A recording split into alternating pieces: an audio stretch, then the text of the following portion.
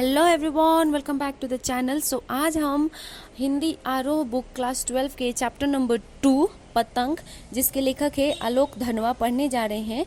तो सबसे पहले हम लेखक का परिचय देखेंगे, फिर पोएम का मेन पॉइंट्स देखेंगे, फिर पोएम का समरी देखेंगे। ठीक है। तो आलोक धनवा जी का जन्म सन 1948 मुंगेर बिहार में हुई थी और उनकी प्रमुख रचनाएं हैं पहली कविता जनता का आदमी 1972 में प्रकाशित, उसके बाद भागी हुई लड़की, ब्रूनो की बेटियां से प्रसिद्ध दुनिया रोज बनती है और उनको प्रमुख सम्मान राहुल सम्मान, बिहार राष्ट्र भाषा परिषद का साहित्य सम्मान, बनारसी प्रसाद भोजपुरी सम्मान, पहला सम्मान। तो आइए अब हम चैप्टर नंबर 2 पतंग का कुछ मेन पॉइंट्स देखते हैं। तो पाठ्य पुस्तक में ली गई कविता पतंग आलोक धनवा के एकमात्र संग्रह का हिस्सा है। यह एक लंबी कविता है जिसके तीसरे भाग को पाठ्य पुस्तक में सम्मिलित किया गया है। पतंग के बहाने इस कविता में बाल सुलभ इच्छाओं एवं उमंगों का सुंदर चित्रण किया गया है। बाल क्रियाकलापों एवं प्रकृति में आए परिवर्तन को अभिव्यक्त करने के लिए सुंदर बिंबों का उपयोग किया गया है। पतंग बच्चों की उमंगों का रंग बिरंगा सपना है। आसमान में उड़ती हुई पतंग ऊंचाइयों की वे हदें हैं बाल मन जिन्हें छूना चाहता है और उसके पार जाना चाहता है। तो आइए अब हम कविता को पार्ट्स में डिवाइड करके फिर उसका समरी देखते हैं। यहाँ पे कविता के माध्यम से कवि ने बताने की कोशिश की है कि बच्चों का पतंग से कितना गहरा नाता है। तो आइए अब हम कविता के 4-5 लाइन पहले पढ़ेंगे और उसका एक्सप्लेनेशन समझेंगे।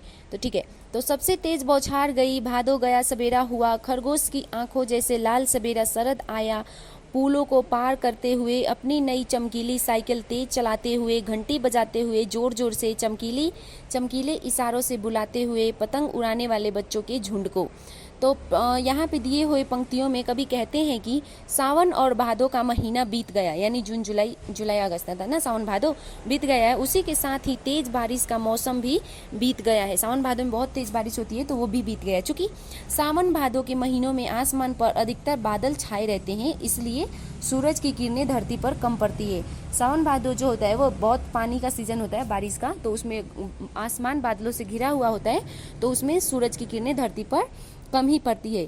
यानी सूरज भी बादलों के पीछे छुपकर हमसे लुक्का छिपी का खेल खेलते हैं। लेकिन जैसे ही शरद ऋतु आती है, विंटर सीजन, तो आसमान एकदम साफ, स्वच्छ व निर्मल हो जाता है। विंटर सीजन में आसमान कैसे एकदम से साफ हो जाता है, कोई क्लाउड्स नहीं, कुछ भी नहीं, और सूरज की किरणें सीधे धरती पर पड़ती है।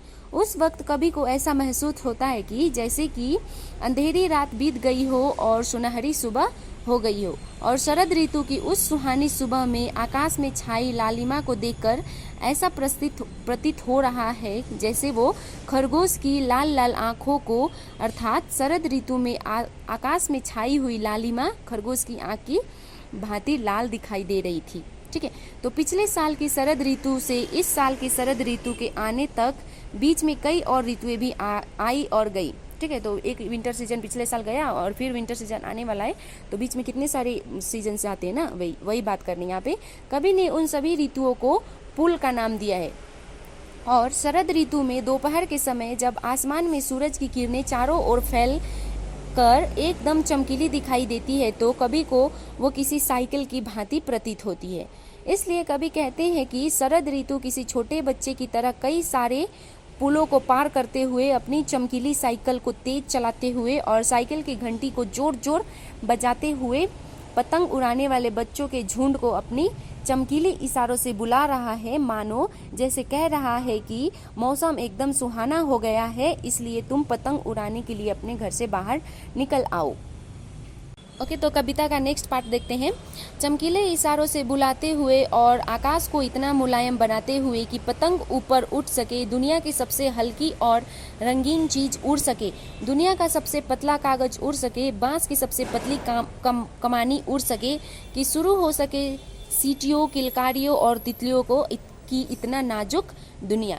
तो इस प्रस्तुत पंक्ति में कवि कहना चाहते हैं कि शरद ऋतु में आसमान एकदम साफ, स्वच्छ और मौसम सुहाना हो जाता है, राइट, और हल्की हल्की सर्दी पड़ने लगती है। आसमान में चमकते सूरज को भी सीधे देखा जा सकता है। शरद ऋतु में क्योंकि बादल नहीं होते उतना, तो सूरज को हम सीधे डायरेक्ट देख सकते हैं। ऐसा निर्मल आकाश कवि को मुलायम प्रतीत होता है और कभी कहते हैं कि बालक शरद अपने चमकीले इशारों से बच्चों के समूह को बुलाता है, मतलब बच्चों को गैंग को बुलाता है। बच्चों की पतंग आसमान में आसानी से बहुत ऊंची उड़ सके इसलिए उसने आकाश को मुलायम बना दिया है। बालक शरद भी यही चाहता है कि दुनिया की सबसे हल्की रंगीन पतंग आसमान में ऊंची उड़ सके।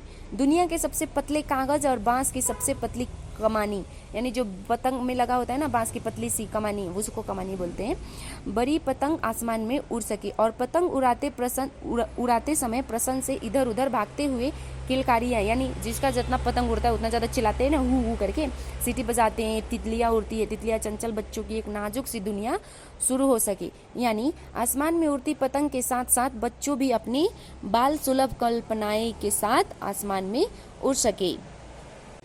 आइए तो कविता में आगे बढ़ते हुए, जन्म से ही वो अपने साथ लाते हैं कपास, पृथ्वी घूमती हुई आती है उनके बेचैन पैरों के पास। जब वे दौड़ते हैं बेसुध छतों को भी नरम बनाते हुए, दिशाओं को मृदंग की तरह बजाते हुए, जब वे पेंग भरते हुए चले आते हैं डाल की तरह लचीले वेग से असर। तो अब हम इसका व्याख्या देखेंगे।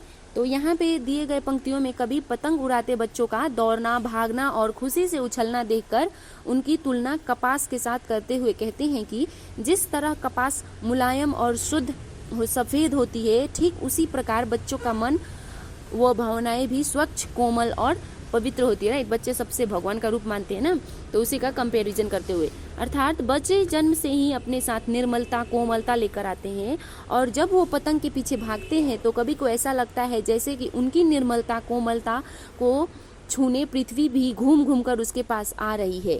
कभी आगे कहते हैं कि बच्चे जब बेसुध होकर पतंग के पीछे भागते हैं तो उनकी आंखें आसमान की ऊंचाई पर उड़ती उस पतंग पर ही टिकी रहती है, जिस वजह से उन्हें छत का कठोरता का एहसास भी नहीं होता। यानी उस वक्त वो कठोर छत को भी नरम ही महसूस करते हैं क्योंकि उनकी नजरें पतंग पे टिकी होती है। और उनके तेज दौड़ने भागने से उनके पैरों के द्वारा होने वाली आवाज ऐसा प्रतीत होता है जैसे सभी दिशाओं में मृदंग, यानी ढोलक जैसा दिखने वाला यंत्र होता है ना, जो बज रहा हो। तो कभी ने बच्चों के दौड़ने भागने की तुलना झूला झूलने से की है। जैसे झूला झूलते समय एक बार झूला बहुत ऊंचा चला जाता है, फिर तेजी से अपनी पहली वाली स्थिति में आ जाता है। उम्मीद है आप सबने झूला झूली होगी तो आप ये महसूस कर सकते हैं, राइट। तो ठीक उसी प्रकार बच्चे एक जगह से दौड़ लगाकर दूसरी जगह पहुंच जाते हैं, फिर थोड़ी देर बाद दौड़ते हुए पहली जगह पर वापस आ जाते हैं। दौड़ते भागते इन बच्चों को किसी पेड़ की डाल की तरह इनका लचीला सुरक्षित रखता है। जैसे पेड़ की डाल को जोर से खींचने के बाद जब छोड़ते हैं तो वो अपनी लचीलेपन के कारण बिना किसी नुकसान के अपनी पहली वाली अवस्था में आ जाती है। तो कविता में आगे बढ़ते हुए, छतों के खतरनाक किनारों तक उस समय गिरने से बचाता है उन्हें सिर्फ उनके ही रोमांचित शरीर का संगीत। पतंगों की धरती ऊंचाई उन्हें थाम लेती है महज एक धागे के सहारे। पतंगों के साथ साथ वे भी उड़ रहे हैं अपने रंध्रों के सहारे। तो यहाँ पे जो पंक्ति दिया है उसमें कवि कहते हैं कि बच्चे पतंग के पीछे दौड़ते भागते छतों के खतरनाक किनारों तक पहुंच जाते हैं, लेकिन पतंग उड़ाते समय उनपे रोमांचित मन के अंदर भी खुशी व अपने शरीर का लचीलापन उनको छतों से गिरने से बचाता है। धड़कन बढ़ा देने वाली ऊंचाई पर उड़ती हुई पतंग की डोर बच्चों के हाथ में होती है और बच्चे महज एक धागे के सहारे उस पतंग की संतुलित कर लेते हैं और अपने आप को भी उसी डोर के सहारे गिरने से बचा लेते हैं। पतंग उड़ाते इस बच्चों को देखकर ऐसा लगता है जैसे पतंग के साथ साथ वो भी अपनी कल्पनाओं, भावनाओं, इमोशन व खुशी के सहारे उड़ रहे हैं।